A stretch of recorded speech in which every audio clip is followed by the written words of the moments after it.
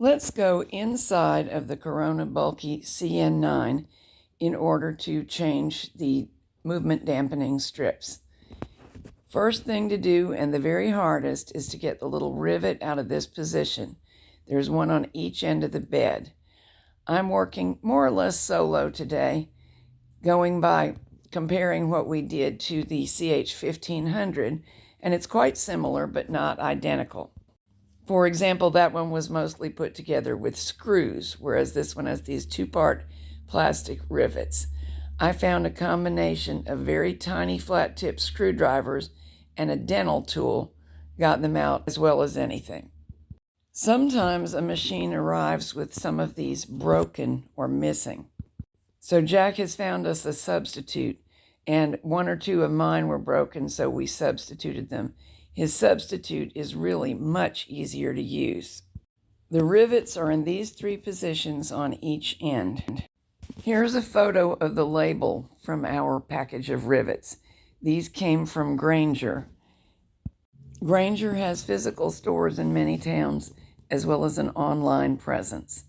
Be sure that you get out both the socket part and the top part of the two-part rivets. The kind that Jack bought us are one part, the bottom squeezes together. There are rivets in these three positions at both ends of the case. The technique that has been most effective for me is this gentle wiggling out of the top piece and then a quick twist of the wrist to pry out the socket piece with my dental tool. Now, 2 screws on each end. And basically, this is simple. Mine are cross-point screws. I'm imagining that the majority of them are. But boy, were they in there. It took all my strength to start them coming out. The ends are free now, but we still need to remove some screws on the back or the underside. These are different from the screws on the top. Those have that flange so that they lay flat against the surface of the machine. These are bumpy on top, panhead screws. Actually, I would recommend taking these out first so that when you've done the ones on the top, you can just lift the ends right out.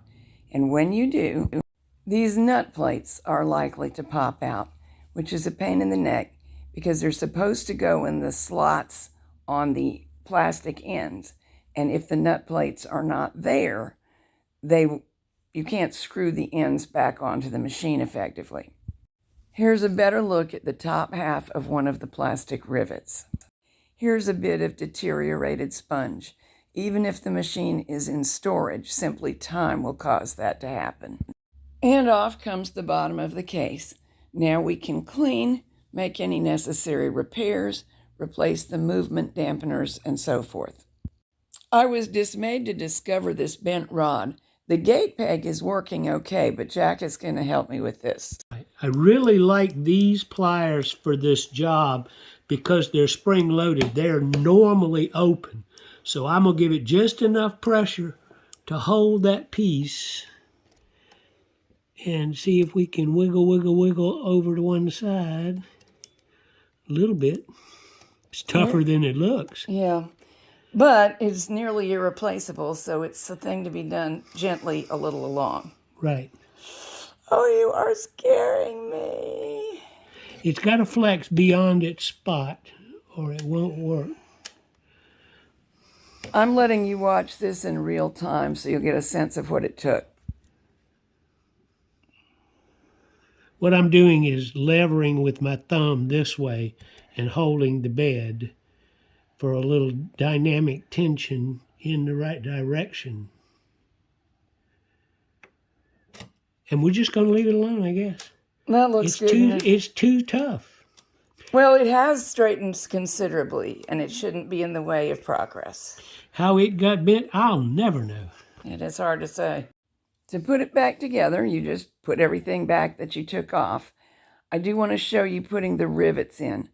The originals have 4 legs, and you have to squish them together, as I'm trying to do. I'm using the end of a little crochet hook to press it in. It can be really easy or it can be really hard. Second try was easy, first was not. Then pushing the dome part into the socket part is not difficult. Here's another look. If you are able to obtain the replacement style of rivets, Jack suggests using them in this position because they're much, much easier to insert. And that spot has its own challenges, which is something I should point out because I did it wrong the first time. This metal lip is supposed to be on top. If you're in this far, it may be because you're wanting to replace the movement dampeners. There are two. The one on the left is for the gate pegs. The one on the right controls the needles. I have two separate videos about doing that and what I used to succeed, and they are in the Corona playlist. So there's a link to the Corona playlist in the program notes for this movie.